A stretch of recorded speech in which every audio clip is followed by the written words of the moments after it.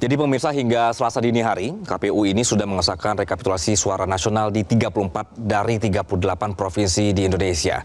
Sejak berita ini kami tulis, KPU sedang menyelesaikan ada 4 provinsi lagi untuk dihitung. Sekali lagi adalah Jawa Barat, Papua, Papua Pegunungan, dan Maluku. Kami tampilkan grafis yang pertama ini, pemirsa, peta Indonesia, raihan suara para calon presiden dan wakil presiden dari hasil rekapitulasi suara KPU. Kalau misalnya bisa kita zoom di sini, warna biru muda ini adalah daerah yang diungguli oleh pasangan Prabowo Gibran, dan biru muda adalah wilayah yang diungguli pasangan Anies Mohaimin. Dengan kita asumsikan sedang menunggu hasil rekapitulasi di Jawa Barat, Papua, Papua Pegunungan, dan juga Maluku, Prabowo Gibran unggul di 32 provinsi. Sementara untuk Anies Mohaimin unggul di 2 provinsi, yaitu di Aceh dan juga Sumatera Barat. Anda bisa melihat perbedaan warnanya di sini ya. Sedangkan pasangan Ganjar Mahfud MD tidak ada satupun daerah yang berhasil mereka kuasai. Kalau kita coba persentasekan dari data 32 provinsi yang sudah selesai, berarti Prabowo Gibran menguasai sekitar 58,46% suara.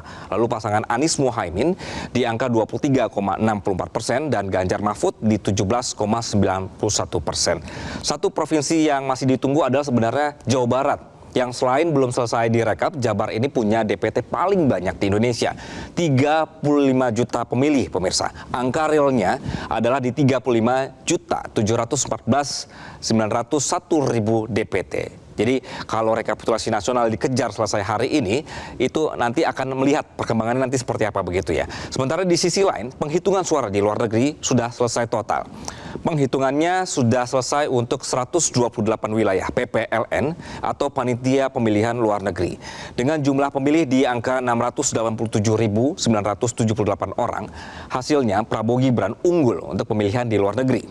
Prabowo Subianto Gibran Rakabuming Raka mencapai di 427.871 suara. Mayoritas Asia ini memilih Prabowo Gibran. Misalnya kita sebut Beijing, Seoul, Bangkok, Tokyo, Manila, Shanghai, Hong Kong, Kuala Lumpur, New Delhi, dan Singapura. Bergeser ke Anies Baswedan, Muhaimin Iskandar mencapai di angka 125.110 suara. Raihannya adalah di London, Doha, Amman, Kairo, Istanbul, Riyadh, Jeddah, Ankara, dan Muscat, atau beberapa daerah di Timur Tengah lainnya. Lalu paslon Ganjar dan juga Mahfud sekitar 118.385 suara yang diraih di kota-kota negara barat. New York misalnya, kemudian Washington DC, Chicago, Toronto, Paris, Hamburg, Madrid, Berlin, kemudian juga Australia di Perth dan juga Melbourne. Nah pemirsa, dalam aturan pemilu kita sebenarnya rekapitulasi nasional 2024 ini tenggat waktunya adalah sekali lagi 20 Maret ya. Namun KPU ini bisa mempercepat proses penghitungan yang ada di tanggal 19 Maret ini karena sudah mencapai di angka 34 provinsi plus luar negeri. Dalam prosesnya, namun, rekapitulasi ini juga kerap disoroti adanya kendala pemirsa. Kami coba rangkum ya beberapa masalahnya. Kita simak. Misalnya adalah soal lambatnya sistem informasi rekapitulasi atau Sirekap. Kadang sistem error, kemudian tidak bisa membaca hasil rekapitulasi dengan benar, sehingga akhirnya tidak jarang rekapitulasi harus dihentikan di tingkat kecamatan. Dalam dalih ini adalah untuk sinkronisasi data. Ini pun akhirnya jadi masalah baru karena muncul tudingan penghentian rekapitulasi suara sengaja dilakukan untuk mengakali suara.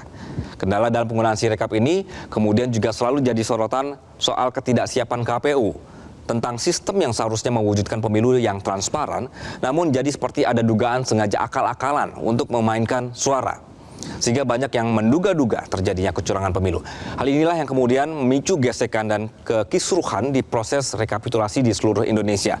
Belum lagi kita tahu ada kasus-kasus di mana oknum-oknum penyelenggara dan pengawas yang ketahuan ikut bermain.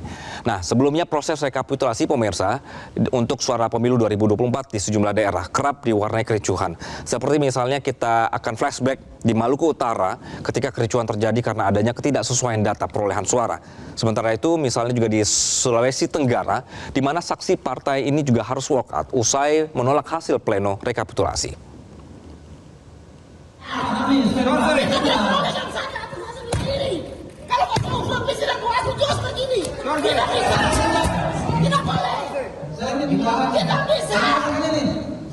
Pada Pada saat proses untuk rekapitulasi penghitungan suara, kita ambil contoh kembali di kota Ternate, Maluku Utara. Saksi ini ngamuk karena adanya ketidaksesuaian data perolehan suara dengan data penyelenggara pemilu.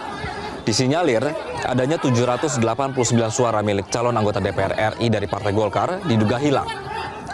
Tapi petugas ini tetap mensahkan perolehan suara di rapat pleno tingkat Kabupaten Halmahera Selatan sehingga menuai keberatan saksi partai di rapat pleno tingkat Provinsi Maluku Utara. Atas kejadian ini, Bawaslu Provinsi Maluku Utara merekomendasikan KPU Maluku Utara untuk turun 2 tingkat dalam melakukan pencocokan data atau menguji kebenaran material dengan melakukan penghitungan suara ulang di setiap TPS yang berada di Kecamatan Obi. Menanggapi usulan Bawaslu Maluku Utara tersebut, KPU Maluku Utara akan berkoordinasi dengan KPU RI mengingat rentang waktu yang pendek pada masa rekapitulasi kemarin.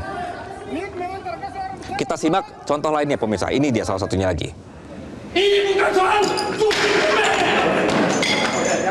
Ini bukan soal kulit permen. Ini terjadi di penghitungan hasil perolehan suara di tingkat KPU Provinsi NTB. Salah satu saksi Dewan Perwakilan Daerah bernama Syukron ini mengamuk, melemparkan piring makanan papan nama dan botol air minum karena setelah dilakukan sanding data oleh KPU. Jadi selain melemparkan piring, saksi ini juga mengamuk dan juga menendang meja dan meninggalkan ruang rapat. Mereka ini menuntut penjelasan ke Bawaslu NTB terkait C hasil yang ditip X atau dihapus di Kecamatan Sokoto, Kabupaten Lombok Barat. Dilakukan terhadap formulir kode C hasil. Saya rasa sudah paham. Baik. Jelas. Pada tulisan angka kata hasil pembetulan.